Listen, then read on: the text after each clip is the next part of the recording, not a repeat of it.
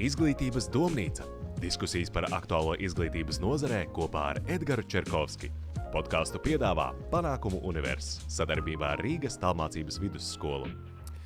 Sveicināti cienījamie izglītības domnīcas klausītāji, skatītāji. Mēs esam nonākuši līdz mūsu kārtējai epizodei. Un šī epizode, kā vienmēr, top sadarbībā ar Rīgas tālmācības vidusskolu. Un šodien mēs vairāk parunāsim par tādu interesantu jomu, kas savulaik bija populāra, varbūt mūsdienās nedaudz piemirsta, bet tas nenozīmē to, ka tā ir zaudējusi savu jēgu. Mēs parunāsim par muzeju pedagoģiju un par to, kādā veidā muzeji var uzlabot izglītības jomu kopumā un kā var palīdzēt apgūt vairākus mācību priekšmetus. Un tāpēc šodien mēs esam pie mums uzaicinājuši Jāni Holšteinu, kurš varbūt vairāk sabiedrībās zināms kā mūziķis, arī ar pseidonīmu Goran Gora. Jā. Bet varbūt, tas ir mans tāds skatījums, ka varbūt Jāni mazāk zina kā Imanta Ziedoņa muzeja direktoru. Tā tas varētu būt? Tā tas varētu būt. Man kā reiz vakar bija saruna ar Latvijas Nacionālā simfoniskā orķestra vadītāju, kurš saka, apsveic tu ar ko? Kad tu esi kļūst par Ziedoņa muzeja vadītāju, saka, vispār jau gadu esmu. Īstenībā, profesionālajā karjerā gads nav nemaz tik daudz. Jā, nav daudz, nav arī maz, jo muzeja vide vispār ir ļoti, varētu šķist, ka nedinamiska un ļoti rēna un rāma, bet tā nav. Muzeja ir ļoti aktīva, dinamiska vieta, kurā patiešām daudz, kas pa gadu notiek. Varbūt tad arī tas pirmais jautājums būs, kā tu nonāci līdz Ziedoņa muzejam, kāds bija tavs ceļš, kā tu to savieno ar mūzika karjeru un nedaudz pastāst par šo posmu? Teiksim tā, vīteriem. Jo, manuprāt, tas stāsts aizsākās pirms 18 vai 19 gadiem, jo mēs ar draugiem mēģinājām izvilkt Latviju no finansiālās krīzes. Un mūsu plāns bija vairāki. Mums bija, protams, ārkārtīgi diži lieli plāni, sākot ar koncertu Meža parkā un ko tik vēl ne. Bet mēs pieturējāmies tomēr pie vairāk ir mazāk, vai mazāk ir vairāk, un nolēmām doties mazās talkās. Cik mazas mēs bijām, ap 20 cilvēku, tāda kopa, kas brauca pa visu Latviju daudzus gadus un kopā ar jauniešiem sakopām viņiem svarīgu vidi, kaut kādu vidas objektu vai kā tam līdzīgi, un tādējādi iedvesmojām viņus pašiem rīkoties un pašiem kopt vidi ap sevi un pašiem sevi kopt. Un pēkšņi atklājām, ka tas ir ļoti līdzīgi tam, ko darīja Imants Ziedonis ar Diškoku atbrīvotāju grupu, kuriem šogad ir 50 gadi. Un mēs nolēmām satikties ar Imantu. Un mēs satikāmies un visi kā tādā, kā Aināra Mielava videoklipā sēdējām, iztabāja pa perimetru un nezinājām, kā uzsākt sarunu un par ko mums būtu jārunājas, bet šī saruna beigās ievilkās uz apaļiem 3 gadiem, ka mēs regulāri katru nedēļu gājām pie viņu uz dzīvokli, protams, ne jau visi 20, bet arī mazāk skaitlīgi. Un lēnām viņš iespējams ieraudzīja mūsu šajā daudzšķautņainībā un ārkārtīgi krāsainajā, kolorītajā kompānijā, jo mēs bijām gan mūziķi, gan ekonomisti, gan, nebaidos šī vārda, arī miljonāri un tam līdzīgi, ārkārtīgi košs kolektīvs. Un viņš teica, ka viņam ir Mūrjāņos māja. Man ir aizdoms, ka viņš jau tad, tas sanāk jau attiecīgi ļoti daudz gadus atpakaļ, nojauta, ka ar to māju varētu notikt, ka kaut kas līdzīgs kā ar Džeimsa Kulmas māju, piemēram, pēc viņas aiziešanas, ka valstī īsti nav vajadzība pēc vēl viena muzeja mantiniekiem. Tas ir pārāk sarežģīti to visu izveidot, jo tas tomēr prasa daudz laika un tomēr kaut kādas zināšanas. Un tādējādi viņš saka, vai es to māju negribētu nopirkt, jo es gribu sev nemuzeju. Jo viņš saka, ja man būs tāds muzejs, kur būs gidi ar tām sarkanajām lentītēm un inventarizācijas numuriem, un te viņš gulēja, te viņš ēda, viņš saka, tad to māju nodeddziniet. Tā arī pateica. Tā arī pateica, jā. Un mēs kopīgi izveidojām Imanta Ziedoņa fondu Viegli, ar Imantu pašu izveidot stratēģiju, un viņš arī bija viens no tiem, kurš izveidoja tādu pamat definīciju Ziedoņa muzejam, attiecīgi Ziedoņa nemuzejam, kā viņš pats teica. Un kas ir pārsteidzoši, ka es tajā visā iekūlos, kā mūziķis, kurš ir daļa no tās kopas, bet tajā brīdī, kad lietas sāk notikt juridiski un dokumentētas, tā kā uzņēmuma reģistrēta tam līdzīgi, tad skaidrs, ka ne visiem šiem te pankiem, kas mēs bijām pa gaisa lidojošiem, tas bija pa ceļam, jo katram tomēr savi ikdienas darbi un savi plāni. Bet tā kā es vienmēr esmu bijis tāds yes man, tad es domāju, kāpēc nē, jo Imants man pašam atvēra acis, gan tādā radošā lidojumā, gan arī izpratnē par latviskumu un mūsu sakņu sistēmu. Un tā es lēnām tur virzījos no vienas pozīcijas uz otru. Sākumā es biju radošais direktors, vairāk valdes loceklis jaunradas jautājumos. Un īstenībā diezgan komiski sanāca, jo mūsu iepriekšējā muzeja vadītāja devās dekrētā, un tad tie metamie kauliņi izmet uz mani. Bet tā kā es jau tur 10 gadus jau biju pa muzeju dzīvojies, man tas nav nekas svešs, un es to vidi diezgan labi pārzinu. Tā es nonācu. Mums mērķa auditorijā diezgan daudz arī ir literatūras un latviešu valodas skolotāji. Tad varbūt vari padalīties ar saviem iespaidiem. Ko tu sajūti, kad tu pirmo reizi ieraudzīji Mantu Ziedoni un kad tu ar viņu tikies un kāds bija tās jūsu sarunas?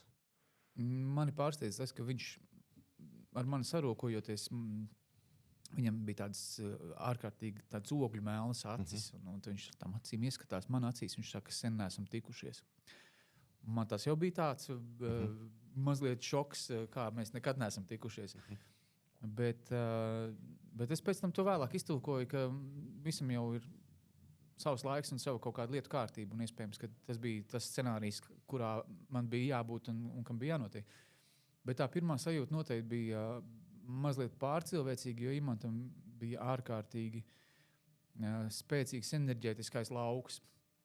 Kad tu saproti, ka šis cilvēks ir, es tagad negribu nevienu tur pazemināt vai palielināt, bet viņš tomēr stāv pāri tam ikdienas cilvēka domāšanas tam koridoram vai jebkā mēs viņu sauktu, ka viņš redz tālāk, viņš redz virs un viņš to visu mēģina iztulkot cilvēkiem saprotamā valodā. Vēlāk es pēc tam lasot saprotu, ka Imants jau to bija nodefinējis, ka vienkārši ka mākslinieki redz ar sānu redzi, kamēr cilvēki, kuri ikdienā dara kaut ko citu, viņi pārsvarā redz ar centra redzi. Un tad mākslinieku uzdevums ir to, ko viņš redz ar savu sānu redzi, izstāstīt tiem cilvēkiem, lai viņi saprot aptuveni ar to savu centrisko skatīšanos. Un līdz ar to, šobrīd tas ir tāds, es varētu teikt, mans Jājams Zirdziņš arī sarunās ar skolēniem, ka es tomēr esmu 3 gadus Imantu saticis un ar viņu runājies, jo to cilvēku kļūst arvien mazāk. Tas gan, jā. Vairāki režisori savās intervijās atmiņās ir minējuši, ka ar Imantu Ziedoni bija diezgan grūti strādāt viena iemesla dēļ, ka viņš bija ārkārtīgi prasīgs pret darbu.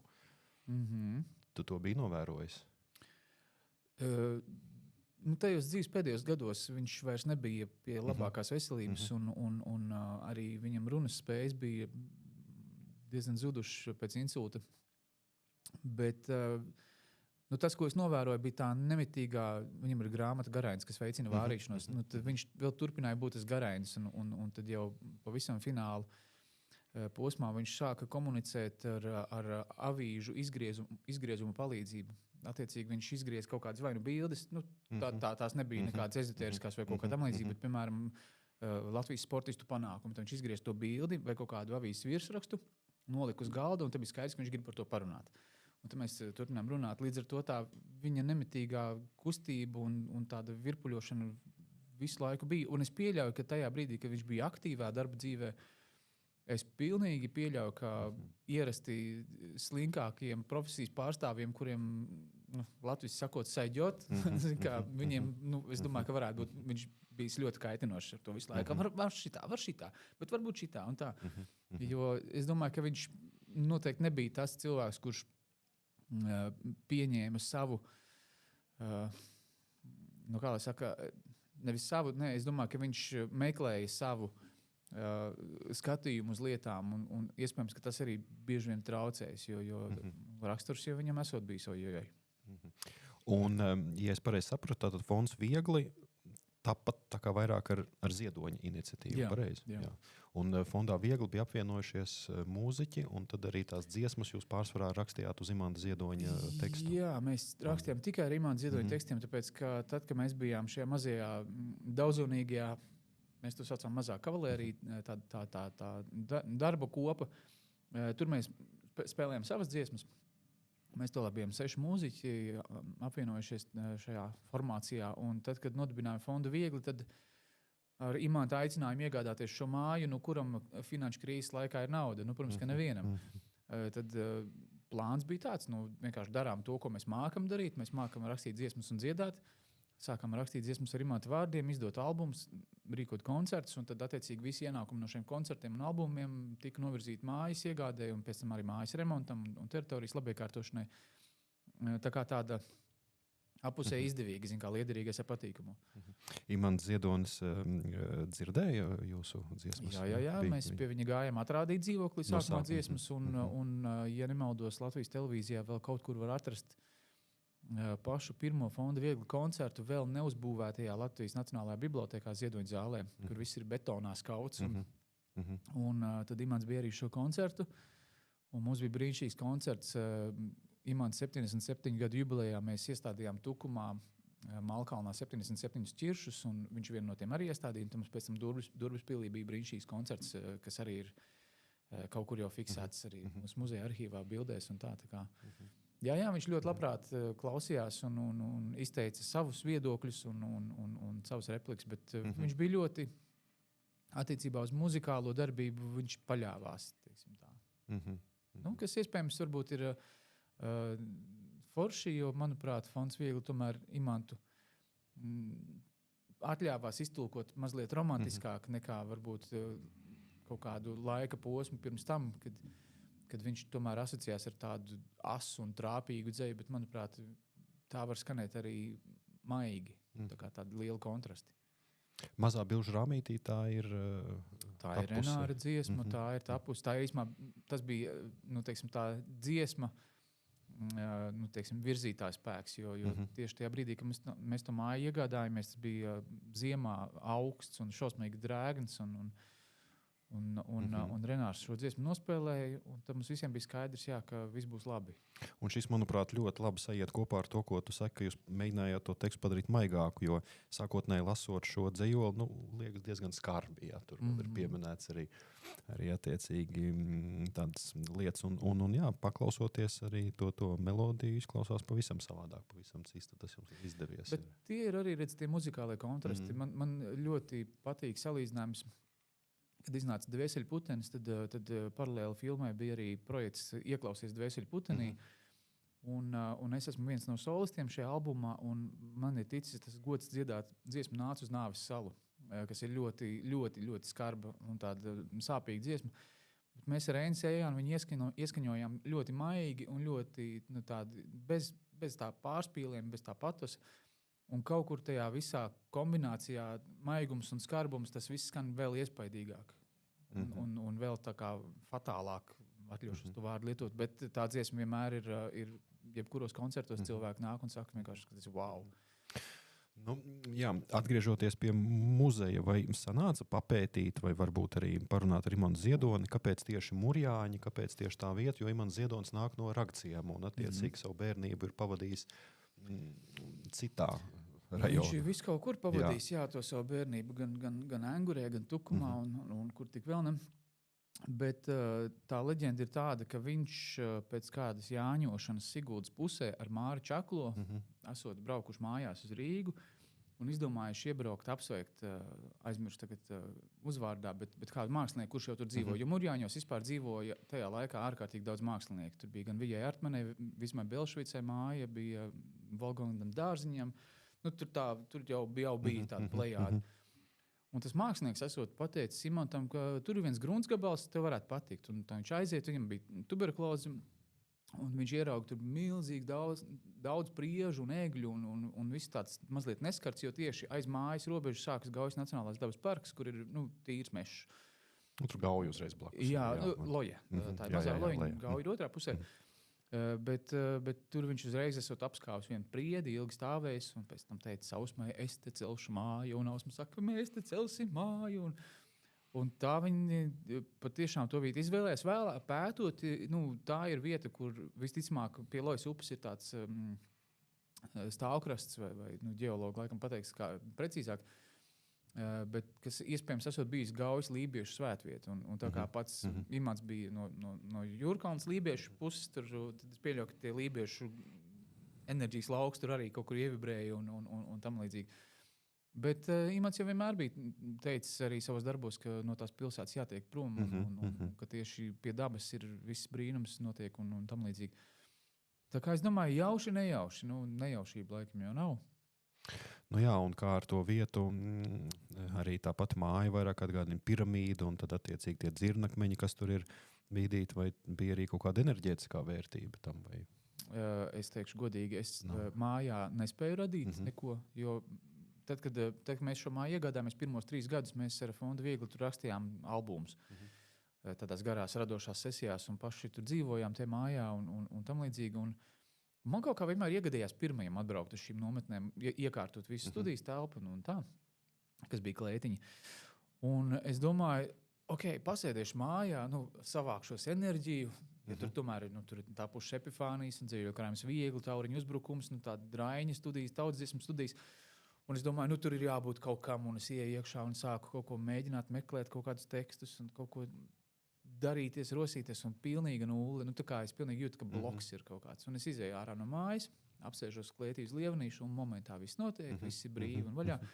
Līdz ar to es parasti arī apmeklētājiem stāstu, ka es jūtu, ka tur ir tas imanta mākonis. Un es parasti saku, mēs jau Wi-Fi arī neredzam, bet mēs zinām, ka viņš tur ir. Tā kā ar imantu enerģijas teiktu, ka līdzīgi arī tur varētu būt. Un pie tam uz pagājušajā sezonā bija atbraucis viens, teiksim tā, ar enerģijām uz tu. Tātad cilvēks ar bundziņu, viņš tur staigā kaut ko rībina. Iet mājā parība, viņš saka, nē, te viss ir kārtībā. Kas muzejs ir šodien? Tātad tu sākumā minēji, ka tas īsti tā kā muzejs, it kā ne muzejs. Kā jūs to tagad saskatāt, kā jūs saucat to vietu, kas tur notiek, kā jūs viņu mēģināt pasniegt sabiedrībai, konkrēti bērniem, skolām? Tur ir tas āķis, ka viena lieta ir mūsu imantam apsolītais, ka tur nebūs gidu, tur nebūs to sarkano lentīšu, tur nebūs klases ar autobusiem, kā brakos, zin kā, ka tur iet iekšā viens, otrs nāk ārā. Jo viņš teica, ka tas muzejs jau nav par imantu Ziedoni. Viņš saka, ne jau tās krūzītes, kas tajā mājā vai tās villainas mani definē, bet tas, kā mēs nonākam pie tā, ka muzejs ir tas, ko apmeklētājs tur ierauga. Attiecīgi, tas ir process, kas notiek pašā apmeklētājā. Ja viņš atnāk un gaida, ka viņam noliks uz paplāts visu, tad faktiski tas ir bezjēdzīgi pavadīts laiks. Bet mēs domājam, piedāvājam dažādus gan interaktīvus, gan domāšanu un lasīšanu un iedziļināšanos paģērošus elementus, kuri palīdz mazliet pavērt, teiksim, to imanta personību vaļā konkrētos virzienos, vai tā ir daba, vai bērni, vai jebkas cits. Un tad jau, kā imants saka, tas muzejs ir tas, kurš tur atnāk uz to muzeju, un tā ir viņa atbildība līdz piedalīties šajā muzeja apmeklējumā. Līdz ar to es teiktu, ka mēs, kā Ziedojuma muzejs, esam kaut kur pa vidu starp muzeju, kurā, protams, ir pamata ekspozīcija, jo faktiski viss, kas tajā mājā ir saglabāts autentiski tieši ar domu, lai rastos sajūta, ka imants vienkārši ir nogājis lejā pie Lojas upes, un viņš drīz būs atpakaļ. Tur nav nekādu gadžetu, nekādu digitālu ekrānu ar touchscreeniem, tam līdzīgi.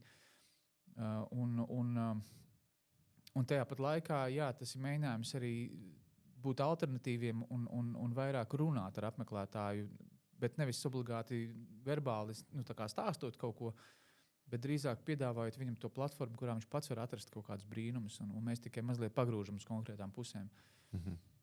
Bet kas ir interesanti, ka es tā pilnvērtīgi varu atskatīties tikai uz pagājušo sezonu, kurā es ļoti daudz biju klāt arī darbā ar skolēniem.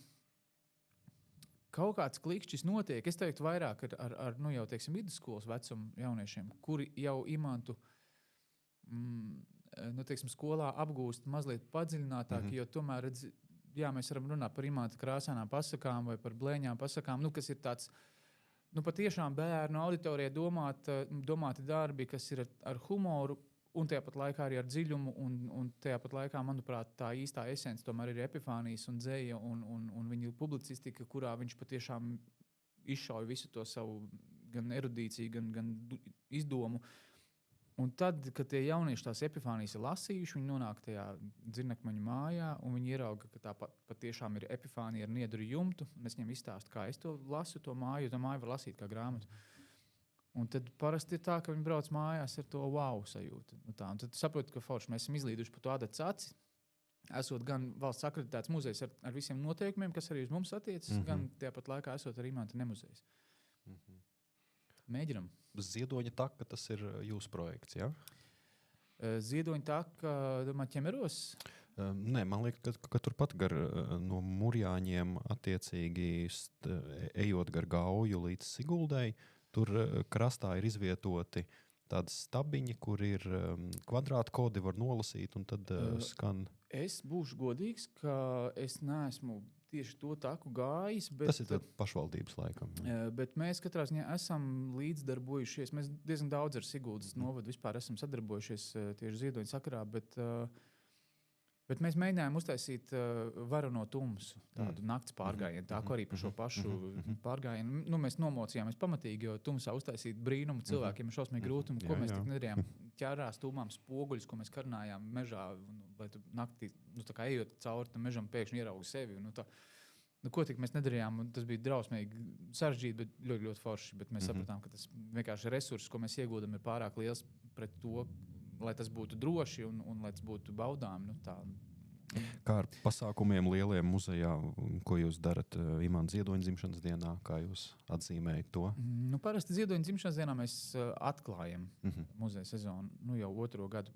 Līdz tam mēs pārsvarā koncertējam vai kā tam līdzīgi, bet nu, jau 2. sezonu mēs varamies vaļā tieši Imanta dzimšanas dienā, bet mums laikam lielākais uzsvars ir uz Imanta vārda dienu, uz 1. jūliju, kad mēs taisam, man šķiet, nu, jau visus 10 gadus muzeja simpoziju, kurā mēs aicinām ap 40 Latvijas muzeju darbiniekus piedalīties vienas dienas. Nu, tas nav seminārs, tā nav konference, tā drīzāk ir tāda kopīga pieredzes apmaiņa, drīzāk domnīca, kurā mēs uzaicinām dažādus Latvijas sakot case studies, kurā mēs aplūkojam katru gadu vienu tēmu, un tad muzeja dalās ar savu pieredzi, piedalās reizēm kāds eksperts no malas, kurš palīdz tiem muzejiem ieraudzīt, nu, tā kā mazliet paplašināt šo redzesloku.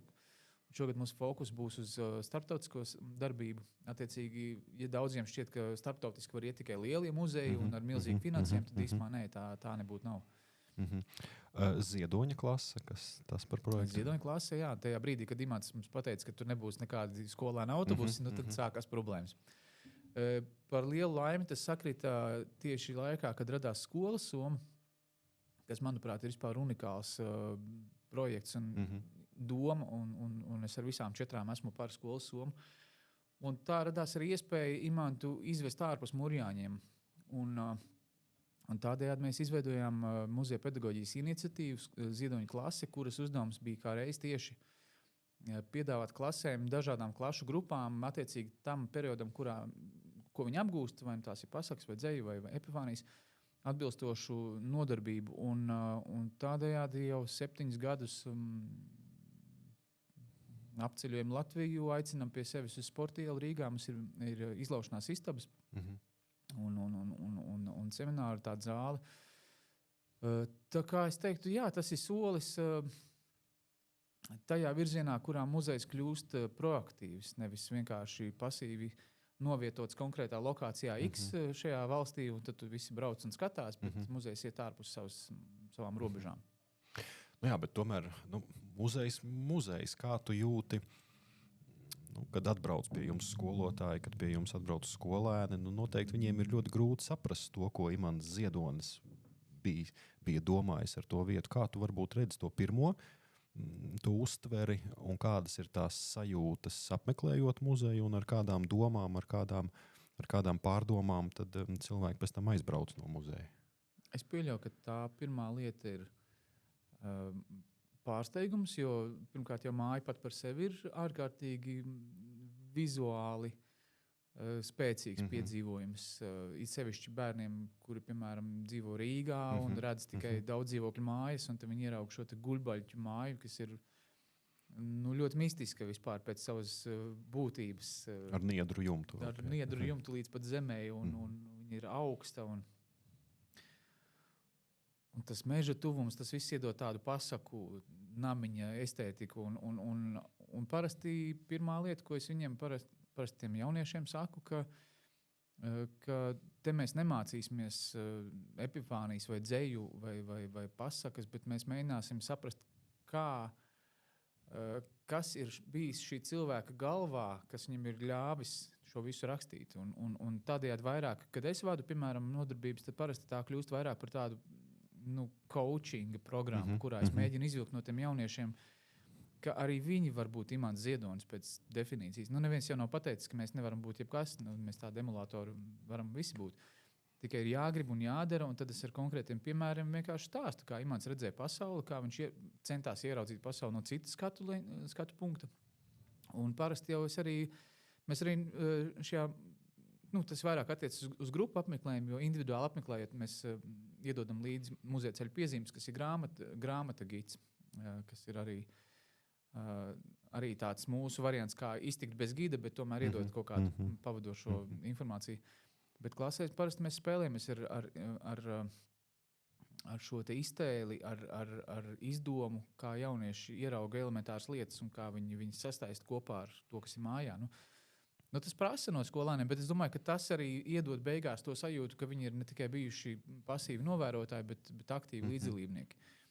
Un, protams, ir gadījumi, kad puikām gribās vairāk skriet pa lauku, tad mēs arī ļaujam skriet pa lauku, kāpēc kaut kas ir jāizliedz un tā. Bet ir jaunieši, ar kuriem notiek pat tādi klikšķi, ka vienā grupā bija viena skolniece, kura pēc konkrēta uzdevuma, kurā jāatrod ir jebkura Imanta grāmata šajā mājā un jāizlasa, ko tev Imants vēlas pateikt. Un viņa raudādam noskrēja no otrā stāva. Viņa teica, kā viņš tā varēja pateikt vispār.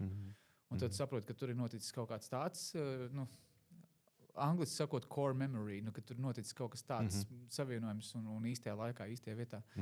Tie brīži, dēļ kuriem es esmu priecīgs par šo muzeju.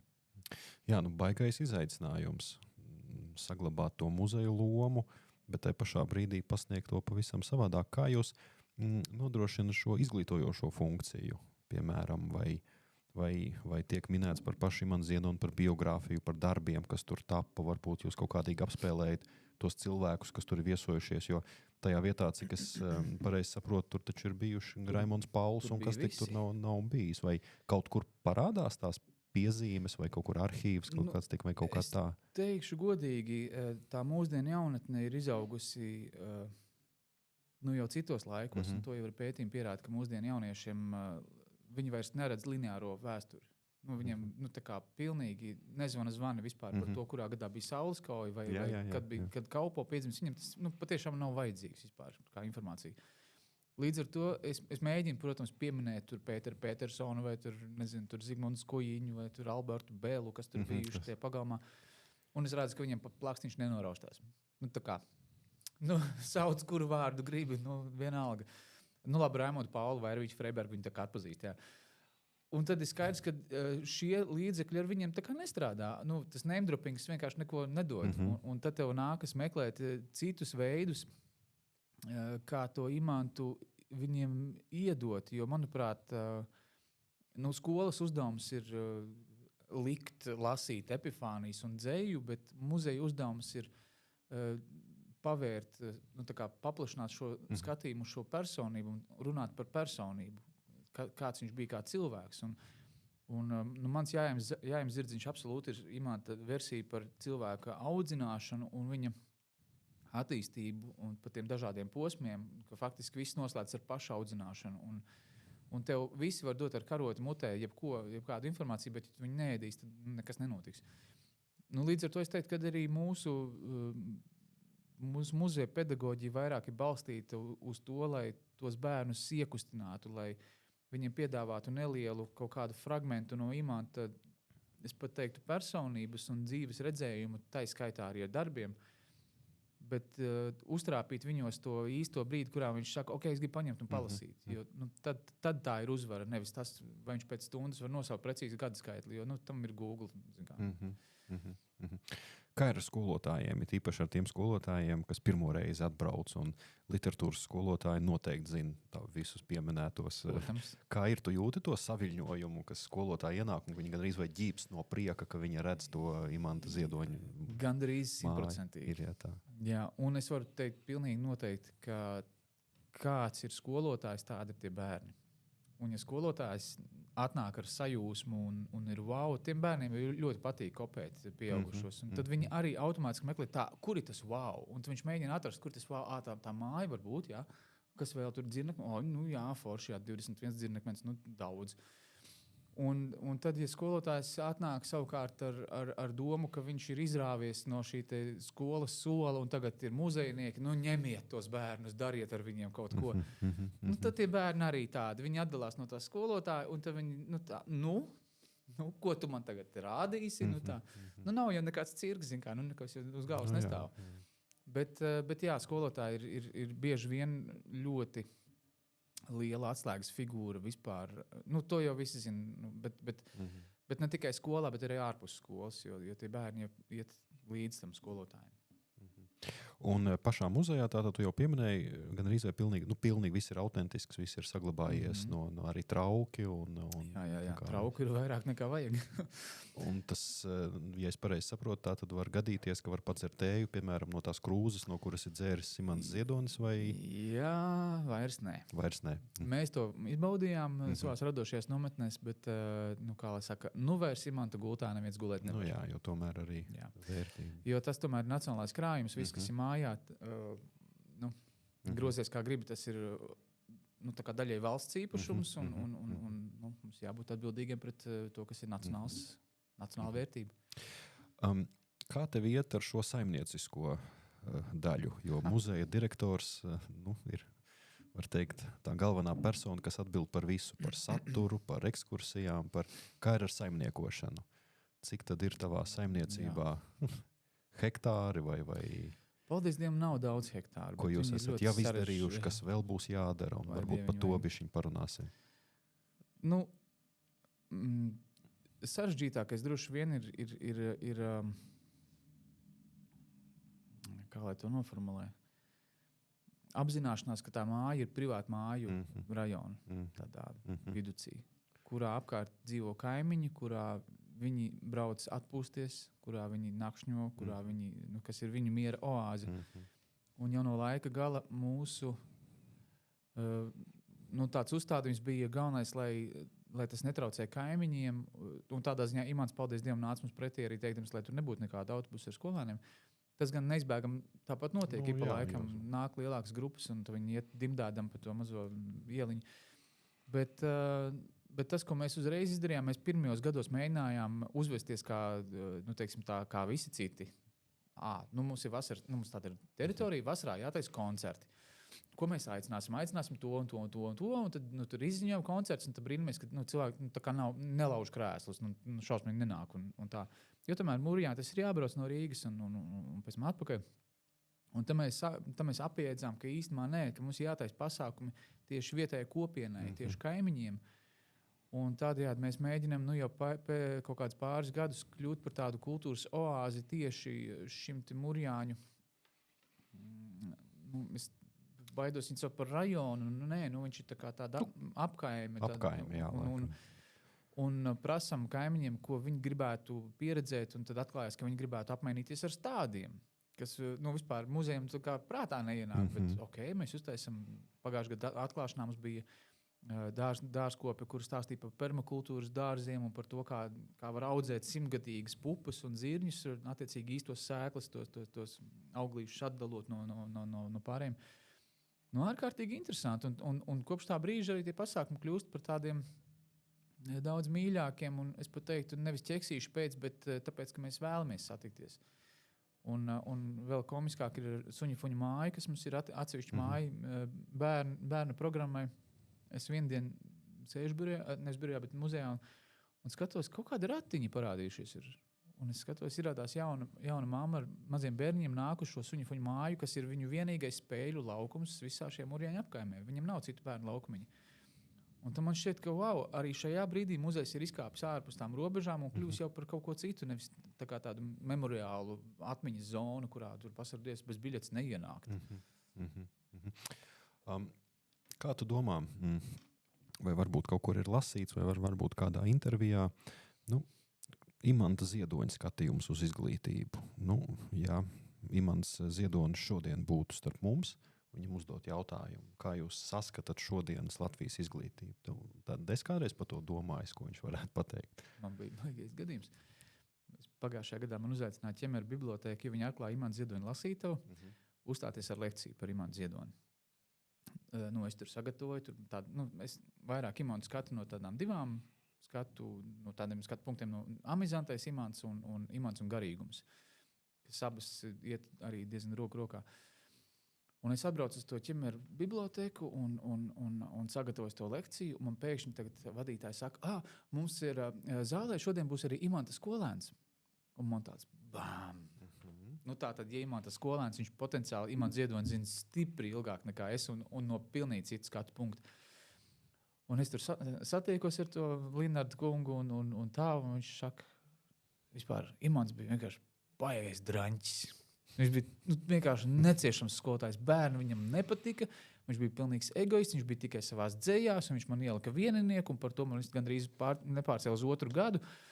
Un es tik klausos, man ausis vīst, es domāju, Jēziņ, un es nāku ar to lielo skaisto Imantu, un pēkšņi man pasaka, nē, bija pilnīgi citādāk.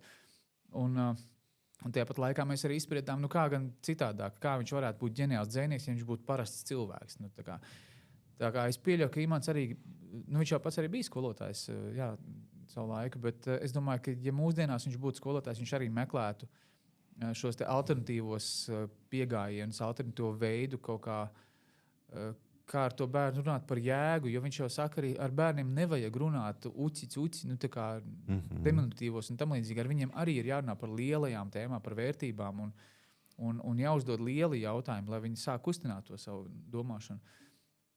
Tā kā es pieļauju, ka par mūsdienu izglītību es varu tikai spriest pēc saviem 3 bērniem, skatoties, kā viņi apgūst vielu. Es ļoti gaidu to brīdi, kurā viņiem parādīsies izglītībā arī es tā ļoti skaļi varētu pateikt, bet ka parādīsies arī saturs, nevis tikai forma. Iespējams, tas ir tāpēc, ka tās ir konkrēti klašu līmeņi, kuros sāk apgūt kaut ko vairāk un sāk meklēt kaut kādu padziļinātu jēgu. Pašā tas viss ir tāds, galds ir galds, kāja ir kāja. Jā, bet neiemāc domāt, ka apgriežot galdu, tu vari iegūt pilnīgi kaut kādu citu konstrukciju un citu redzējumu. Bet, iespējams, ka tas arī nav skolas uzdevums, vismaz vidusskolas līmenī vai pamatskolas, ka tur varbūt tiešām ir pilnīgs basics jāapgūst. Bet tad sākam domāt, varbūt, ka muzeja pedagoģija ir tas nākamais solis, nākotnē varoties, ka varbūt tieši muzejiem būs jādara šī papildus tās dimensijas atklāšana. Jā, jo, manuprāt, tas ļoti patiešām vērtīgi ir, ka tu brauc uz muzeju jau uz tādu kā papildinājumu, jo, manuprāt, arī runāja par Imanta Ziedoņa muzeju. Man liekas, ka tomēr nedaudz būtu jāzina kaut kas par Imantu Ziedoņu. Ir vēlams. Ir vēlams, jo ir īpaši, jo lielāks, jo mans novērojums tāds, jo lielāks tu esi Imanta Ziedoņa fans, jo vairāk tu paņemsi. Vismaz tas ir mans tāds novērojums. Protams, pie tam izdalās atsevišķi ir Imanta Ziedoņa dzejnieka fani, Imanta Ziedoņa epifānija autori fani, un tad viņi tā kārtojās tādā ķēķītī. Bija arī pilnīgi negaidīts pagājušajā sezonā komentārs, kurā viena dāma viņa izstaigā, bet ilgi, parasti tie individuāli, viņi tur mēdz stundām aizkavēties tajā muzejā, jo nav laika limita, vienkārši dzīvojies, cik grib. Rekords ir 8 stundas muzejā. Un viņa tagad izstaigā, ik pa laikam iznāk ārā, raudādama, tur iedzer tēju, un tad iet atpakaļ tajā mājā, un viņa tur iet iekšā ārā. Un beigās viņa saka, ziniet, ļoti aizkustinoši. Un es sēdēju virtuvē un uzliku YouTube Ausmas video intervijas un viņa saka, un es sapratu, ka šajā mājā Ausmas trūkst. Un man bija tāds, ka wow, mēs tikai par Imantu, bet īstenībā tā ir arī Ausmas vasaras māja. Vienkārši, viņi salīdzinoši nesen aizgāja mūžībā, un es teiktu, ka tas ir tas lauks, kurā mēs jau varam sākt runāt arī par to, ka arī integrēt vēl vairāk runāt arī par Ausmu. Es mēģinu arī, protams, izstāstīt jauniešiem, kas bija Ausma, kā tāda Ziedotne. Bet jā, tā kā mums arī vēl ir kur augt. Ko mēs varētu skolēni, skolotāji, mēs kā sabiedrība kopumā, ko mēs šodien varam mācīties no Imanta Ziedoņa, no viņa dzejas? Es par to domāju. Es vairāk esmu domājis par to personību un skatījumu uz lietām, uz tādu mazliet neordinārāku pieeju lietām, tāpēc, ka es vienkārši šogad esmu sastapis to ārprātīgi milzīgo birokrātijas kalnu un to slāni, ar ko mēs esam apauguši. Un es nerunāju tikai par ministrijas līmeni vai kaut kādām atskaitēm vai kā, bet arī mēs kā sabiedrība, mēs tik ļoti futbolējam atbildību pa labi un pa kreisi, ka tikai man nav jāatbild par kaut ko. Un tad vienmēr, tu rādi pirkstiem citi vainīgi. Bet es domāju, ka tas ir tāpēc, ka vienkārši mēs nemākam domāt neordināri un ārpus kastes. Ir kaut kādi konkrēti noteikumi. Un galvenais, lai tu atbilsti nolikumam. Kas ir nolikums? Nolikums ir standarts. Lai visi atbilst standartam. Bet mēs esam rekordisti, laikam, muzejs ar atteiktajiem projektiem, jo mēs vienkārši neesam standarts. Mūsu projekti nav standarti. Tas nekas, ka viņi pēc tam dabū balvas. Tad visiem baigi, malači. Bet tad, kad ir projekta iesniegums jāizvērtē, tad neviens ārpus tā standarta pat nevar ieraudzīt neko to vīziju. Manuprāt, ka tā ir lieta, ko Imants gan vajadzētu iemācīties saredzēt cauri tam vidusslānim. Kā viņš saka, pašaudzināšana ir tas brīdis, kurā tu ieguldi sevī. Tu ieguldi lasot, pētot, skatoties, klausoties, dzirdot pirmkārt jau arī. Un tikai tas, ko tu pats iemāci sev, tevi paceļ virs vidusslāņa. Citādāk, tu vienkārši esi tajā krējumā tieši pa vidu. Un līdz ar to tu esi pelēks un pilnīgi vienāds. Un, manuprāt, no Imanta jāpaņem tā, izrauties no tās vienādības ārā un iet bišķiņ pār tam visam. Un es teiktu, ka tā ir tā grūtākā lieta, ko to jau nevar iemācīt, jo tas vienkārši ir pašam jāgrib. Pirmkārt. Tu vari tikai stimulēt visu laiku ar kaut kādiem uzdevumiem, treniņiem, vienkārši ieraudzīt lietas citādāk. Un, manuprāt, mūsu nākotne pieprasīs īstenībā arvien vairāk spēju pielāgoties, ļoti ātri pielāgoties un apjaust, ka jā, vakar bija tā, bet šodien ir šitā. Līdz ar to es domāju, ka tā ir tās prasme, kuru no Imanta vajadzētu mācīties tā kā visiem, ne tikai epifānijas, bet arī domāšanu. Domāšana, jā. Un te man visu laiku nāk atmiņā viena intervija, kurā mans Ziedonis teica, ka nepateikšu, kuras gads, bet noteikti tas jau bija labu laiku atpakaļ, kur viņš teica, ka cilvēkiem vispār nevajadzētu benzīnu dot. Jā. Attiecīgi, jā, tā bija diezgan slavenīta. Un es pa laikam to atceros, un to varētu arī mūsdienās laikam ar tehnoloģiju, ar internetu salikt kopā, jo man liekas, ka var izņemt ārā to vārdu benzīns, un tā intervija diezgan labi atdzīvotos. Tur var likt, ka internetu vidusmēru cilvēkam nevajadzētu dot, mākslīgo intelektu nevajadzētu dot, ja. Man liekas, ka tas, ko bieži vien es priekš sevis paņemu, ir tā spēja sarunāties. Jo man liekas, arī vienā no intervijām Imants Ziedonis arī teica, ka viņš gāja pa Rīgas ielu, un skolēni, kas mācījās viņa dzejoļus tajā laikā, jau sāka klaigāt. Kur Imants Ziedonis, un viņš teica, ka viņš apstājās, un viņš pienāca klāt. Un viņš uzdeva jautājumu, ko jūs gribat? Viņš saka, mēs jūs dzejoļus mācījāmies. Viņš saka, ļoti labi, un kas tālāk? Parunāsim, ja? Man liekas, ka tās sarunas, tā jēga tam mirklim un tai apzinātībai, manuprāt, arī ir viens tas, ko mēs varam mācīties. Jā.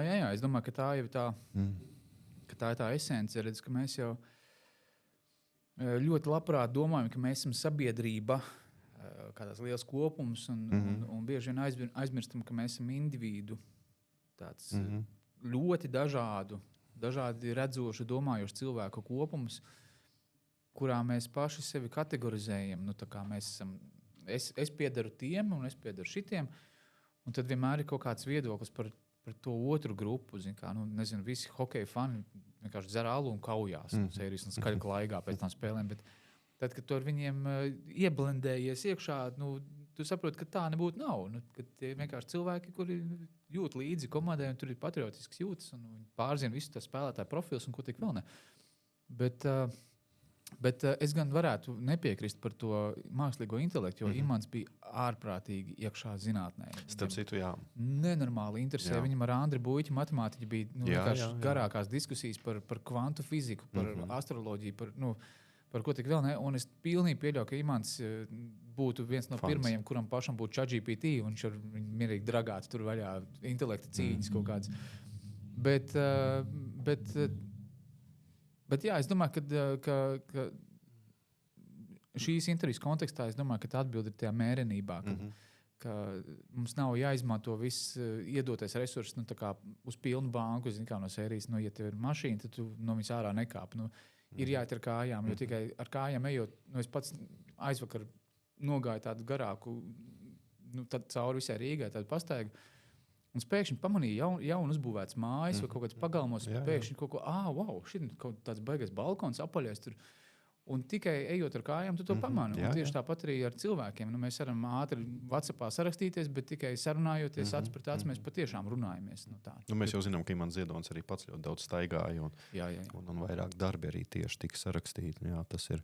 Bet tas tīri arī fizioloģiski izskaidrojams, ka tomēr attiecīgi kustībā tie mūsu neironi, kas atbild par radošumu, strādā savādāk. Tā kā, skatoties uz nākotni, tomēr tehnoloģijas attīstās. Vai ne? Mēs skatāmies uz citiem muzejiem, saka tātad visur, kur gandrīz vai, ja tu ieej muzejā, stabili visur hologrammas, ekrāni, interaktivitāte, jā.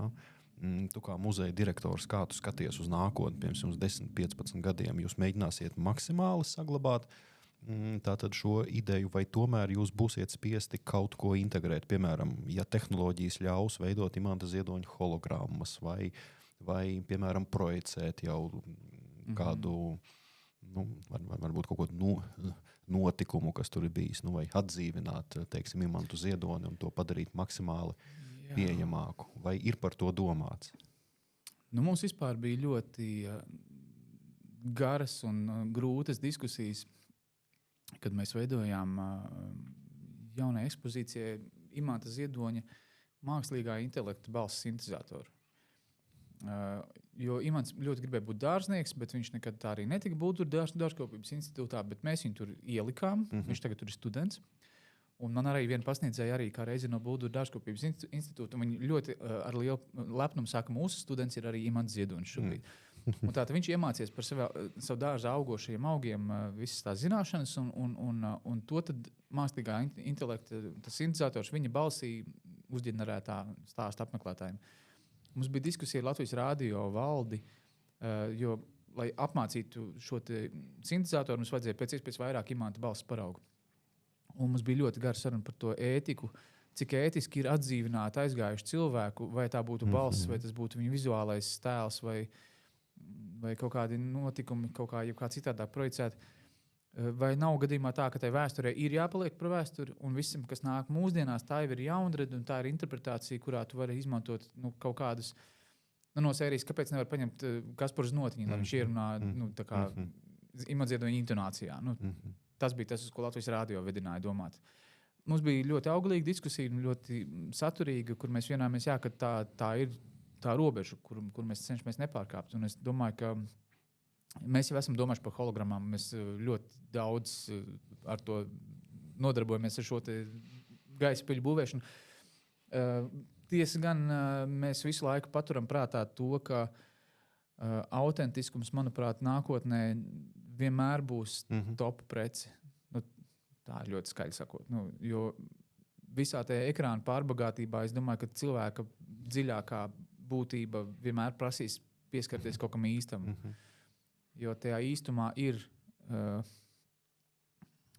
tomēr neapgāžama patiesība. Nevelti muzeji un bibliotēkas, manuprāt, ar laiku kļūst par vienīgajām patiešām patiesos faktos balstītām institūcijām. Jo visur citur ir interpretācijas un varbūt šitā, varbūt tā, bet muzejs un bibliotēka ir vietas, kuras strādā ar faktiem. Ar pārbaudītiem, pierādītiem faktiem un tiem var uzticēties. Līdz ar to es domāju, ka tas ir izaicinājums noteikti drīzāk nevis par to, kā integrēt tehnoloģijas iekšā tajā autentiskajā vidē, bet drīzāk kā ar tehnoloģiju palīdzību ievilināt cilvēku iekšā tajā autentiskajā vidē, kurā skaidrot viņam par to, ka agrāk cilvēki lasīja grāmatas šādi, kā nevis šitā. Līdz ar to es domāju, ka tā tehnoloģija vienkārši mūsu gadījumā noteikti būs klātesoša tikai kā palīgs, kā tāds instruments. Bet tas, laikam, arī var diezgan labi nospēlēt, jo, ja mēs skatāmies uz citiem muzejiem, pārsvarā, tā interaktivitāte jau parādās pilnīgi visur, un Un sākotnēji bija tas wow efekts, bet tagad tas jau nevienu vairs neuzrunā. Tie nevar pārsteigt īpaši. Jā, bet man liekas, ka lielākais pārsteigums ir, ka tu ej muzejā un tu neredzi nevienu ekrānu. Tad, jo man liekas, vienmēr, muzejā tu ieliec ekrānu, bet tikpat labi es jau to varu paskatīties mājās. Tad, kāpēc man to informāciju stāvēt un lasīt ekrānā? Ja tīri, jā, man liekas, ka tas arī tāds liels izaicinājums ir. Ja tev būtu jānoraksturo tāda ideāla diena muzejā. Es zinu, ka tas ir diezgan grūti, bet varbūt tie ieteikumi, kad skolēni, skolotāji brauks. Es domāju, ka pēc šīs intervijas noteikti kāds gribēs aizbraukt. Varbūt 3 padomi tātad noslēgumā. Ko vajadzētu paņemt kā dāvanu priekš sevis, lai šī te viesošanās muzejā būtu maksimāli lietderīga? Pirmkārt, jāpaņem ir maizītes līdzi. Otrkārt,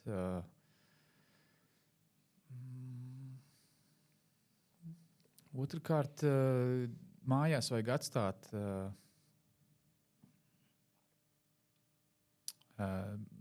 biklumu, tādu un tādu.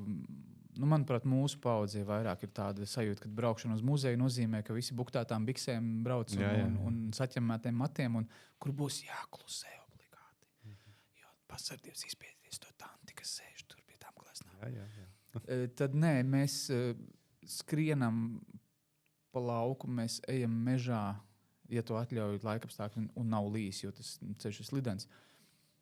Mēs ēdam maizītes, mēs pētam māju un tam visam bez tādas, es gribētu bērnišķīgas atvērtības, tam īsti tas nestrādā.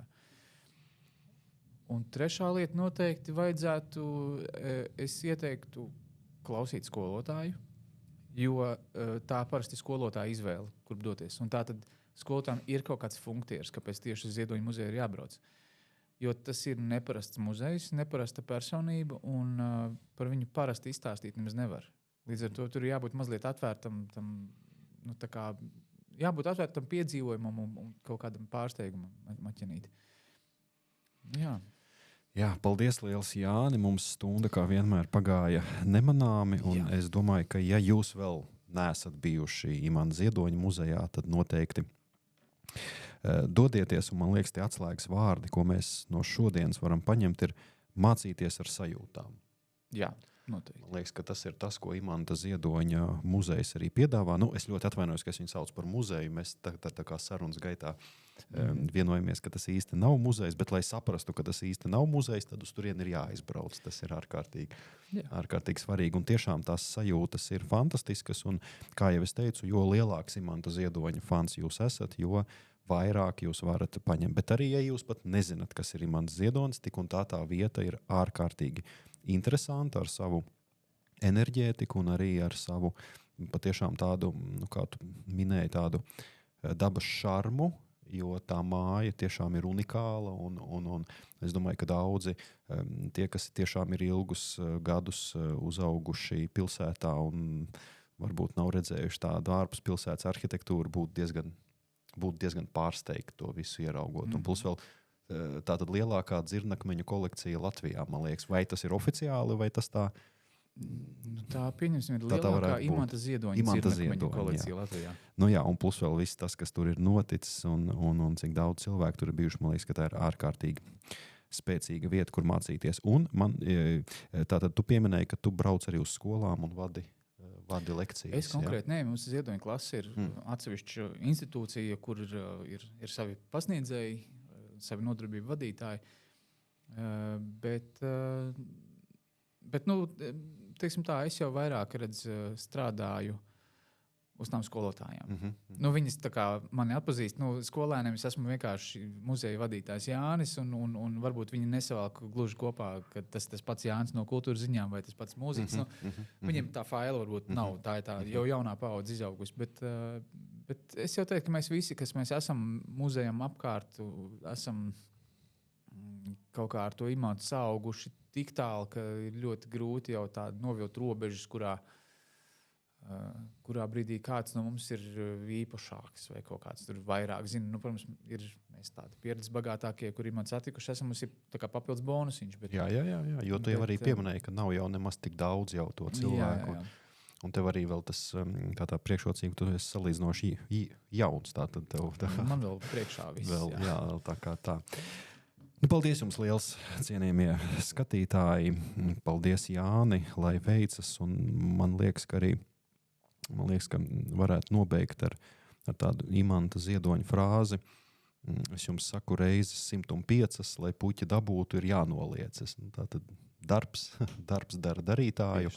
Lai jums veicas, dariet, strādājiet un cienījamie skatītāji atbalstiet Imanta Ziedoņa muzeju, atbalstiet vispār muzejus Latvijā. Tas ir forši, tas nav oldschoolīgi, kā bieži vien tiek runāts.